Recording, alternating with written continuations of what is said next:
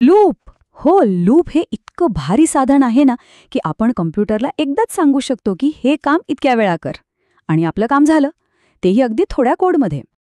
बरं, फॉर लूपची रचना अगदी सोपी असते. यात 3 मुख्य भाग असतात. पहिला, इनिशियलायझेशन म्हणजे सुरुवात कुठून करायची. दुसरा, कंडिशन म्हणजे कुठे थांबायचं हे सांगणारी अट. आणि तिसरा, इन्क्रिमेंट म्हणजे प्रत्येक फेरीनंतर पुढचं पाऊल कसं टाकायचं. आता इथे बघा, लूप काम कसं करतो ते अगदी स्पष्ट दिसतंय.